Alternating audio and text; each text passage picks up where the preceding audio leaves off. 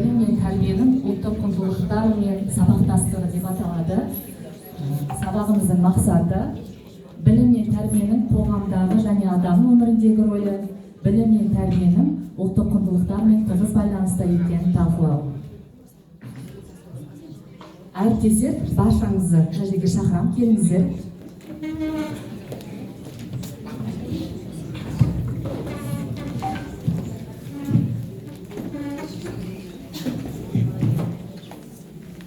Сабағымызды бастамас бұрын өздеріңізді еркін сезінулеріңіз үшін жағымды психологиялық ахуал қалыптастырамыз.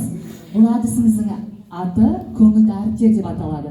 Өздеріңізге ұнаған әріптерден біреу таңдап алсаңыздар.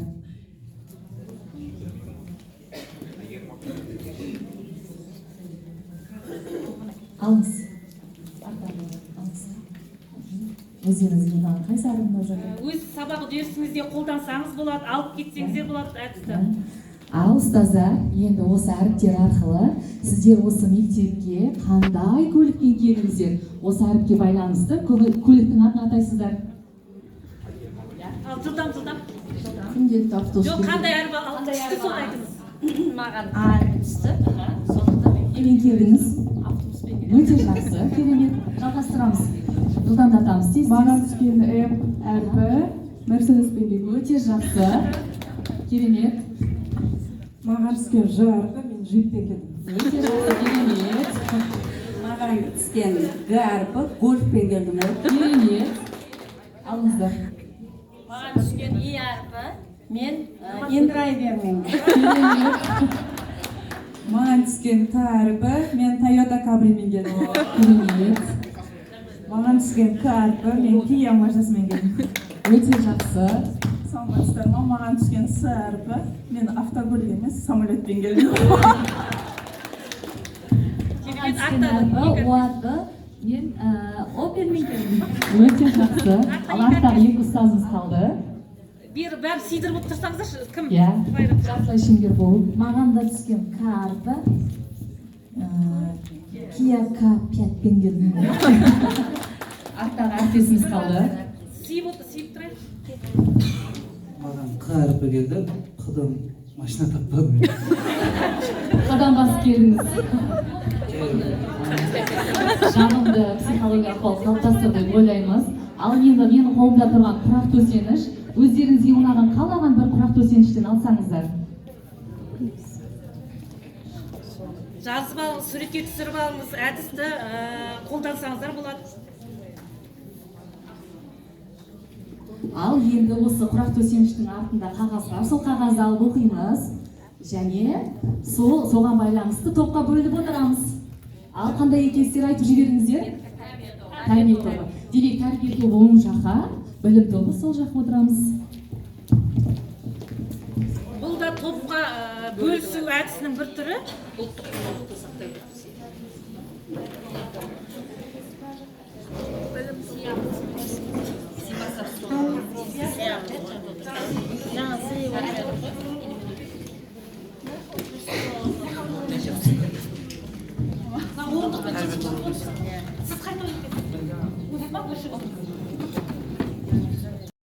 Жеке тапсырма болып саналады. Қаны келіңіздер, мына жерде ұяшық бар, сол ұяшыққа қарап сұрақтарға жауап берсеңіздер. Сұрақтар аса қатты күрделі емес, жеңілдеу алынған. Келіңіздер. Жылдам. Келіңіздер.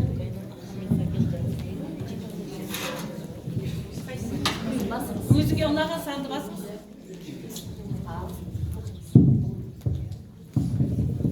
Маған тәрбие туралы Сұрағыңызды кеңесті, оқыңыз. Сұрағыңызды оқыңыз. сізге тәрбие туралы ең жақсы кеңесті кім берген еді дейді. Маған тәрбие туралы кеңесті ең алғаш анамыз береді ғой. Өте жақсы. Керемет, дұрыс айтасыз. Келіңіздер, тездетеміз, жылдамдатамыз. Әріптестер.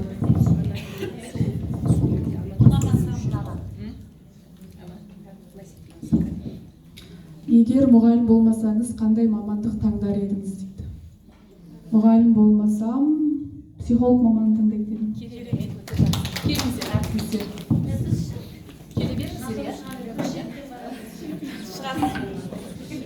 Жеке сұрақ. Немен оқыңыз?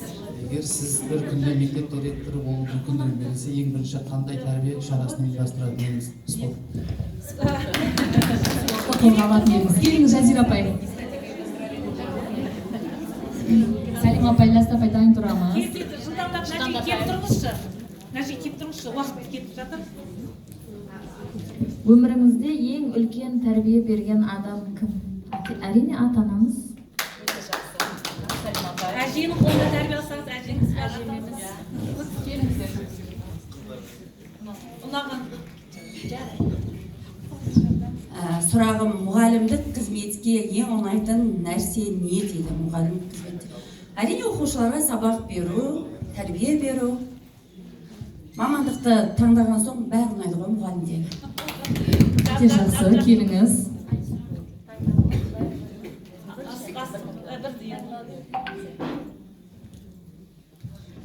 Қандай пәнді оқытуды армандадыңыз дейді. Мен өзімнің пәнім, Қандай көркем еңбек пәні, керемет. сол еді арман. Керемет, тағы да қайсы ұстаздар қалды, келіңіздер. Ал болмасам.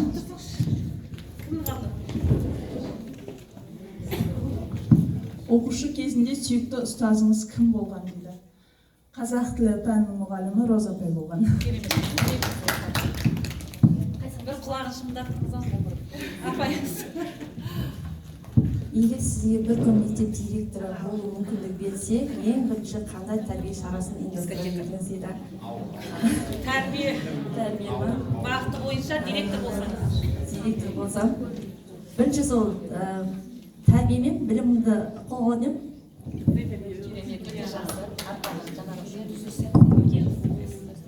Кім қалды? Келіңіз. Уақыт болды. Келесі, жоқ, соңғы қатар. 11-12.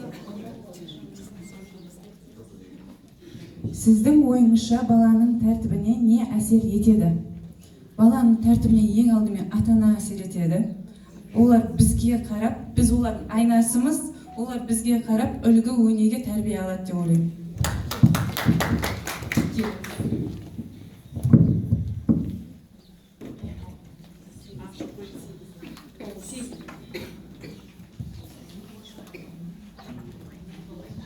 Сізге тәрбие туралы ең жақсы кеңесті кім берген? Маған ең алдымен атам мен әжем. Атам мен әжем қолында тәрбиелендім, сосын әкеш. Өте жақсы, керемет.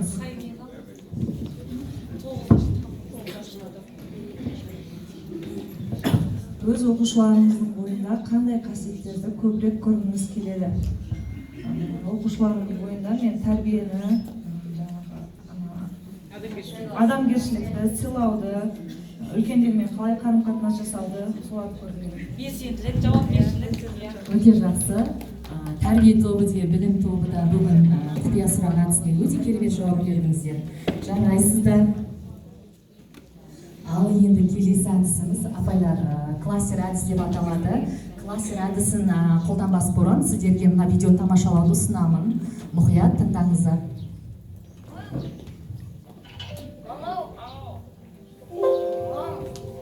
Екі сабақтан кейін ауырып жатырмын деп сұрап кетейінші. Не үшін? Жаттау беріп еді, жаттап үлгере алмадым. Сіздердің кешелі бері жаттамайды. Ой, мам, ұрса бермеші. Итак апайлар ұрып шығар. Бопты. Сосын өткендегідей біреуден таяқ жеп тұрмай ұрсайын? Балам, кешегі қайталанбасын, жарай ма? Анашым, олар өздері бастап тиісті ғой. Өздері тиіссе де олардан алысырақ жүрші. Қалай жүрем? Бір сыныпта оқымаймыз ба? Балам, бері қарашы.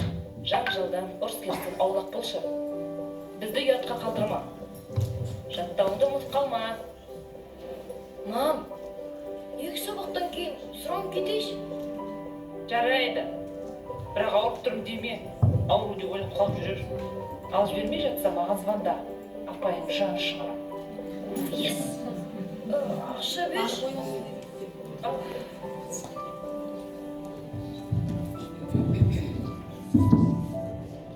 200 теңге саған, бұл барып қайтуыңа және ыстық пирожкиіңе жетеді. Қарның ашса, өзіңнен аяма.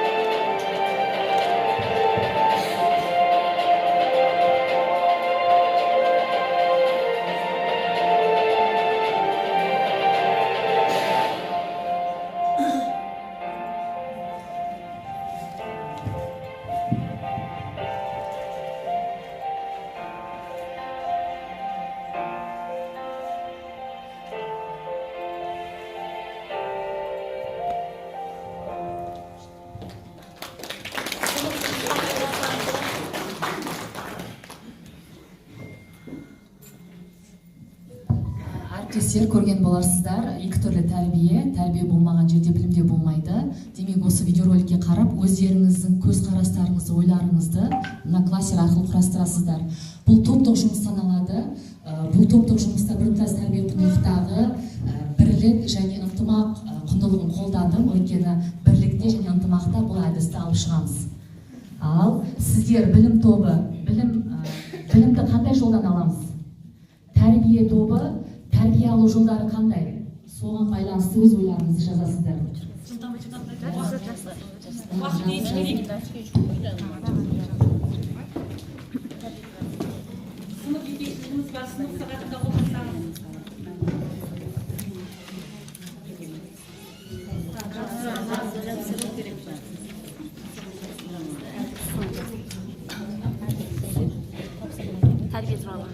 Тәрбиені қайдан алады? Білім алу жолдары қандай? Білімді қайдан аламыз, тәрбиені қайдан аламыз? Өз ойларыңызды жазып, кластерді тестілетіп, құрастырып тастайық. Бірлікте және ынтымақта осы әдісті алып шығамыз. 2 минут жылдамшылап. Оны да жазып қойсаңдар.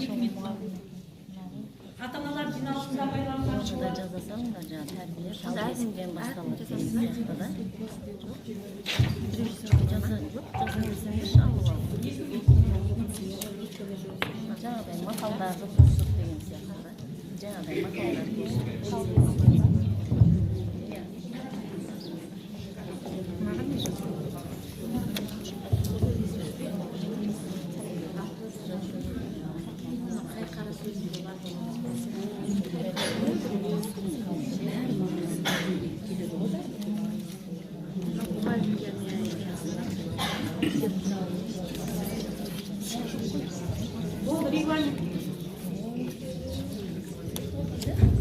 Болды бармен жалпы түсінікті ғой. Барлық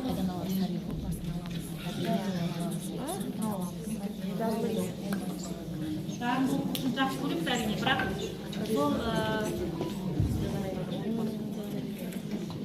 қиын баланың да тілін тауып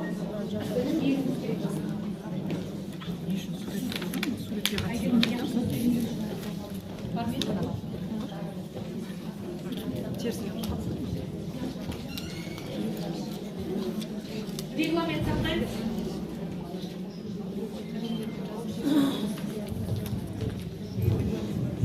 Болды, шығыңыздар. Қаны білім тобы дайын ба, тәрбие тобы? Қан тез етейік. Қайсы топтар? Ал, сөйлей беріңіз. Білім алу жолдары. Біз білімді көбінесе әлеуметтік желілерде, семинарлардан, конференциялардан, үйірмелерден, спорттан, университеттен, кітаптан, тағы да музыкалық ғылыми жобалардан біз білімді аламыз. Сабаққа қатысудан біліп аламыз, тәжірибе алмасудан, отбасында ата-ана балаға үйрету арқылы білімді аламыз. Жақсы орта арқылы балада жақсы білім қалыптасады. Оқушы сонымен қатар білімді әртүрлі жан-жақты өзінің қоршаған ортасынан алады. Мысалға, таулы аймақтарда тұратындар, олар өздерінің білімдерін осы еңбек ету арқылы, ата-анасынан салт дәстүрлерді көру арқылы қарап отырсақ, салт дәстүрі қазақ үй көрсетілген. Осындай салт дәстүрлерді көру арқылы олар ұлттық құндылықтарымызды жалғастырады. Өте жақсы жауап бердіңіздер. Келіңіздер, тәрбие тобы. Жайсар апай, келіңіздер. Қанша әріптесіміз бар?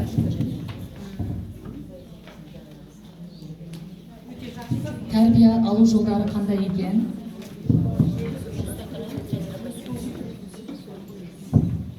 Қайырлы күн әріптестер. Енді біздің топта тәрбие саласына байланысты жалпы тұлға, біз тұлға тәрбиелеушіміз ғой. Әуелі отбасынан басталады деп біз алдық. Әуелі отбасынан тәрбиелеп, тәрбие басы тал бесік дедік. Және ұстазы, мектепте ұстазы жақсының ұстамы жақсы деп мектепте өзінің ұстазына қарап бой түзейді және сол ұстазы арқылы жақсы дос табады, жақсы орта қалыптасады деген. Және осы ұстазбен байланысты тағы да Абай атамыздың сурет тұр екен мына жерде. Абай атамыздың тағы да басқа ұлы ғұламалардың нақыл сөздері, білімге, отбасыға, тәрбиеге, үлкенге, кішіге байланысты әртүрлі қара сөздері бар, өлең шумақтары бар деген сияқты соларды жаттай отырып, соларды бойына сіңіреді. Сондай-ақ мына жерде тәрбиелік мағынасы бар видео бейнероликтер қарайды.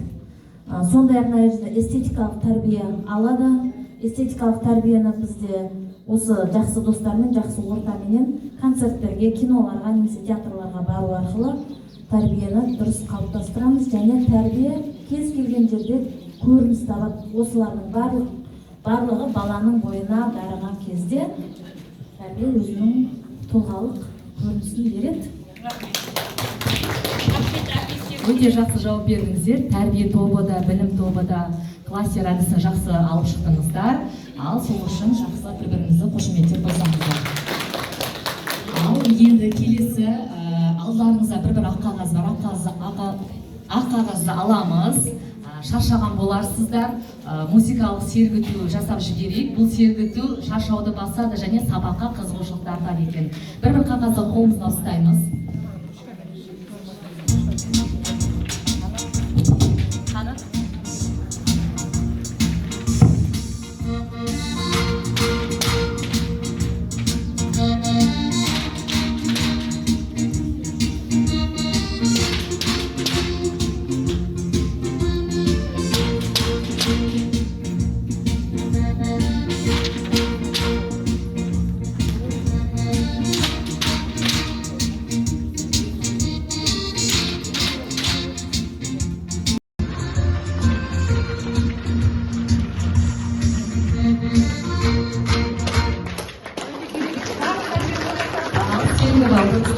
Өте жақсы. Ал енді сабақты қорытындылаймыз. Сабақты қорытындылау үшін мен қолыма шаңырақ алдым. Бұл шаңырақ білесіздер, отбасынан кейінгі шаңырақ бұл мектебіміз. Мектепте білесіздер, балалар тәрбиені біліп алуда келіп шаңырақтан бір-бірін ұстасаңыздар.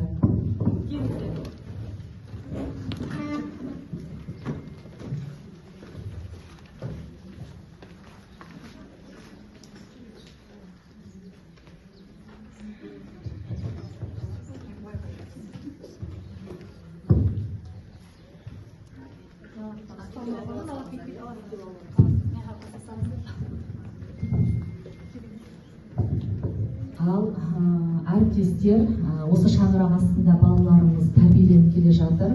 Тағы да білімді болу үшін мен шаңырақтың үстіне кітап қоямын. Қаны шаңырақпен жаймен айналамыз. Балаларымыз осы шаңырақтың астында тәрбиеленіп білім алып келе жатыр балалар, ұстаздар. Ал енді тоқтайық. Білім мен тәрбие алуда қандай тәрбие құндылықтармен байланыстырсақ болады? Білім мен тәрбие беруде қандай құндылықтармен тәрбиеленсек болады? Балалар, өз ойларыңызды айтып өтсеңіздер.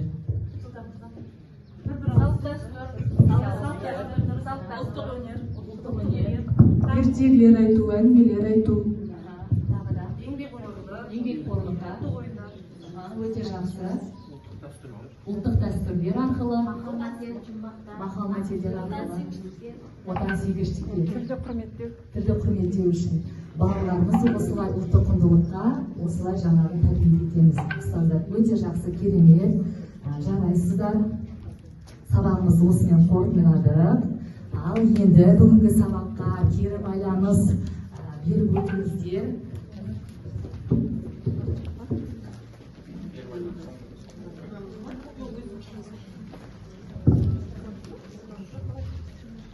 Бүгінгі сабақ маған түсінікті болды, өте жақсы болды десеңіздер, жасыл домбыраны басамыз. Менің сабағым, сұрағым бар, маған сабақ түсініксіз болды десе, қызыл домбыраны басамыз.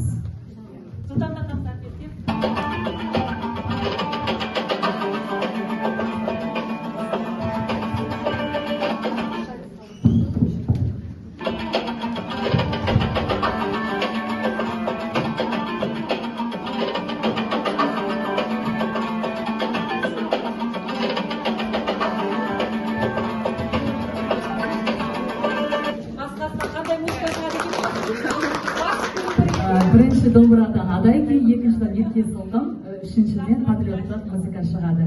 Өте жақсы белсенді қатыстыңыздар, керемет. Рахмет. Әйгерім апай